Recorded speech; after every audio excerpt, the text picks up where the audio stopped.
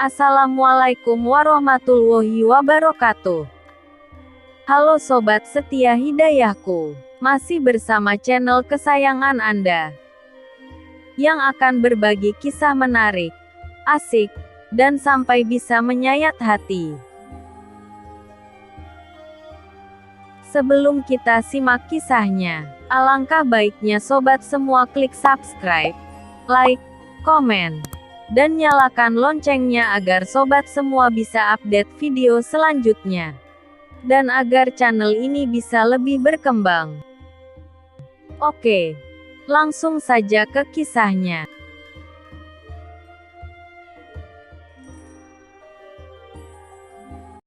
Kisah nyata. Penumpang misterius ini mendadak hilang. Ternyata penumpang ini adalah dari sekian pengalaman misteri. Pengalaman yang saya tulis kali ini adalah pengalaman misteri saat touring dengan seorang kawan dari Purwodadi, Grobogan, Jawa Tengah sekitar 3 tahun yang lalu. Selepas kami dari Ciamis, Jawa Barat, baliknya aku ikut mampir ke rumah kawan di Purwodadi untuk istirahat sehari sebelum balik ke Tuban, Jawa Timur. Keesokan harinya selepas asar dengan mengendarai motor masing-masing, dia mengantarku sampai Bedugulu sekalian untuk menemaniku untuk mengambil gambar di objek wisata itu dan sekedar menikmati es kelapa muda yang memang banyak dijual di situ. Keasikan melihat objek wisata bumi yang sedang batuk itu hingga tidak terasa hari sudah menjelang maghrib. Baru selepas maghrib saya memulai perjalanan pulang ke Tuban, yang mungkin membutuhkan 3 atau 4 jam perjalanan. Maklum jalan alternatif Cepu Semarang ini rusak parah waktu itu. Sebenarnya saya sudah merasa ada yang lain saat akan memulai perjalanan pulang ini. Sejak saya meluncur dari Bedugulu, saat motor yang saya kendarai memasuki kawasan Kecamatan Kadenan, Grobogan, tiba-tiba ban bocor. Untungnya masih ada satu tukang tembel dekat kantor kecamatan masih buka. Setelah itu ketika memasuki Kecamatan Gabus tiba-tiba lampu depan mati. Terpaksa saya berhenti di Pasar Sulursari untuk memperbaikinya. Beberapa saat setelah lampu kembali normal saya lanjutkan perjalanan. Sekitar 1 jam saya baru masuk Randu Blantung, Blora, Jawa Tengah. Sekitar 1 jam kemudian melintasi area hutan jati barulah saya sampai ke wilayah Prokoduwur, Blora yang terkenal dengan Wong Saminnya itu. Kurang dari 30 menit kemudian saya sudah memasuki pusat Kabupaten Blora dan langsung mengambil jurusan Bojonegoro. Lepas dari Batalion 410 Blora sekitar 500 meter tiba-tiba tanpa sebab mesin motor mati. Sebelumnya ini belum pernah terjadi, di samping masih tergolong motor yang baru saat itu. Sebelum berangkat touring saya selalu mempersiapkan motor sesempurna mungkin. Sedikit jengkel, saya tepikan motor ke tepi jalan dan memang jalanan saat itu masih ramai dari arah Blora menuju Bojonegoro, Jawa Timur. Belum sempat menyandarkan standar saya dikejutkan oleh suara yang tiba-tiba oleh wanita tua. Dari mana datangnya saya tidak jelas. "Mas, boleh saya minta tolong?" kata wanita tua itu. Saya menoleh ke arah wanita tua itu yang menyapaku itu. "Apa yang bisa saya bantu, Mbak?" jawabku. "Saya boleh menumpang sampai di Bogorjo. Mau naik ojek, saya tidak ada uang, Nak," kata nenek tua itu bernada melas. "Oh monggo Mbak, kebetulan nanti saya lewat situ. Tapi sabar dulu ya Mbak, motor saya agak rewel. Saya akan cek dulu mesinnya sebentar." Saya sama sekali tidak memperhatikan lagi wanita tua itu. Saya terus konsentrasi dengan motorku. Setelah mengecek kondisi mesin, ternyata tidak ada sedikit masalah apapun terhadap mesin motorku. Begitu mesin motor saya starter langsung menyala. Saya segera melanjutkan perjalanan yang sebelumnya mempersilahkan wanita tua itu segera naik ke motor.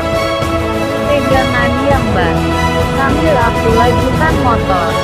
Namun kali ini saya hanya melajukan motor dengan kecepatan standar karena membonceng seorang wanita tua lagi. Waktu tertunda lagi 1 jam lagi untuk sampai ke rumah. Bau wangi dari wanita tua itu sebenarnya yang membuat risih. Sebab bau wanginya tidak seperti wewangian pada umumnya. Saya rasa wewangian itu aneh. Dalam pikir saya, nenek ini gaul juga. Dia masak punya parfum tapi tidak punya uang untuk ojek. Namun, aku tidak mempedulikannya. Saya anggap bau wangi seperti ini sama dengan wangian wanita yang ada di kampung saya juga. Umumnya pada helatan hajatan kebiasaan mereka memakai wangian. Namun yaitu tadi menyengat. Dalam perjalanan tidak banyak yang saya bicarakan dengan nenek itu. Sebatas mengingatkan untuk pegangan saja. Di samping itu saya harus berkonsentrasi mengemudikan motor. Ketika memasuki kecamatan Bogorejo, Blora saya mencoba bertanya pada wanita tua itu. Tetapi sama sekali tak ada jawaban dari wanita itu. Tidak dengar barangkali pikirku. Karena waktu saya tanya sama dia kondisi motor sedang berjalan. Sampai di dekat pasar Bogorejo saya bertanya lagi pada wanita itu. Namun tetap tak ada jawaban. Saya tepikan motor di dekat simpang tak jauh dari pasar dengan tujuan hendak bertanya kembali pada wanita itu. Namun saat saya menoleh ke belakang saya sangat terkejut. Wanita yang saya bonceng ride entah kemana perginya. Sekedar informasi, jalan alternatif dari Blora menuju Kenduruan, Tuban, Jawa Timur ini adalah jalan sempit dan sebagian besar melewati areal hutan jati perhutani.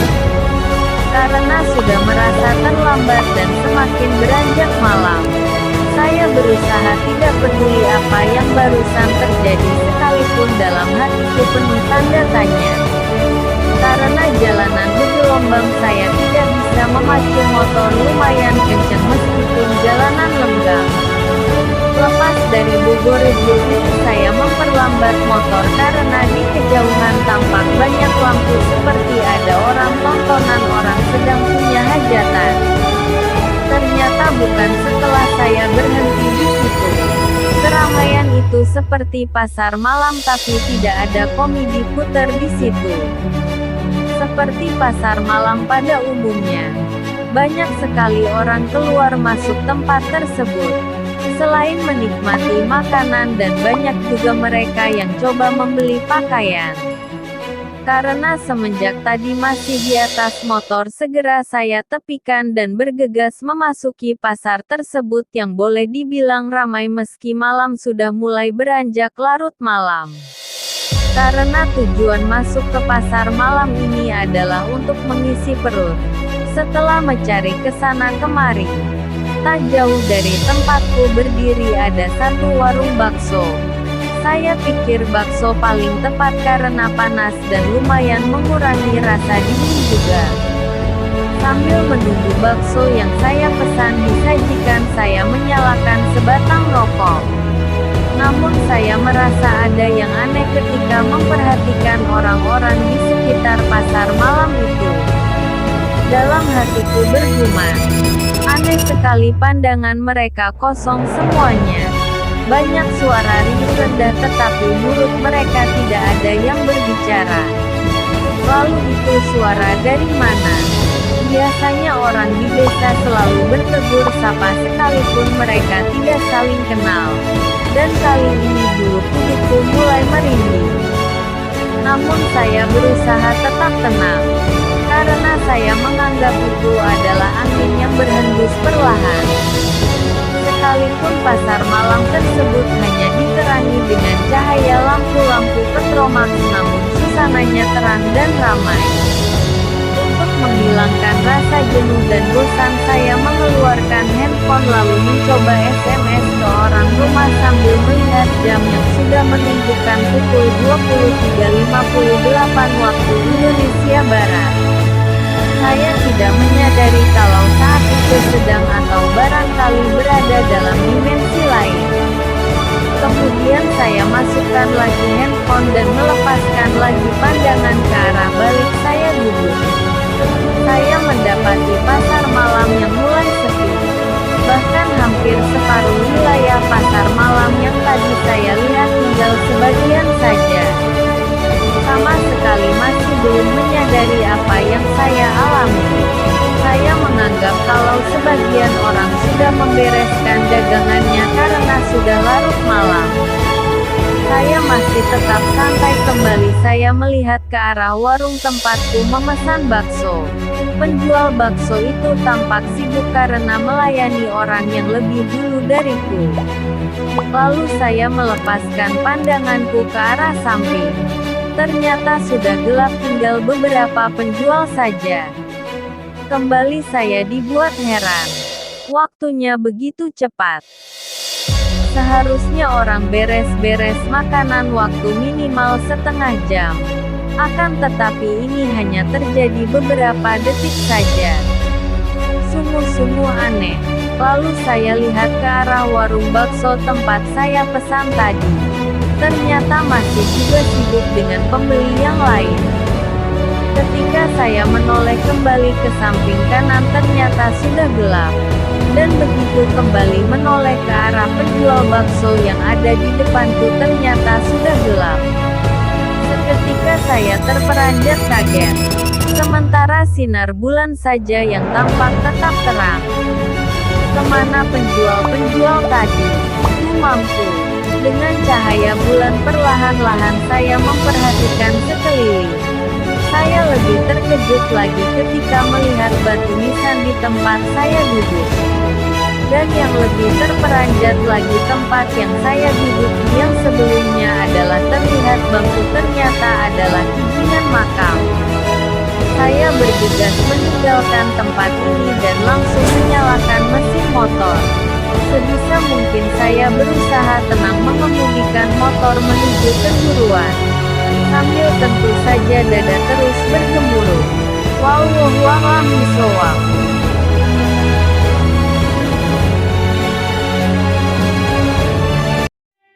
Terima kasih sobat setia hidayahku yang telah menonton video ini sampai selesai. Jangan lupa klik subscribe, like, dan nyalakan loncengnya. Semoga segala keberkahan menghampiri kita semua. Amin. Amin. Ya Robbal Alamin.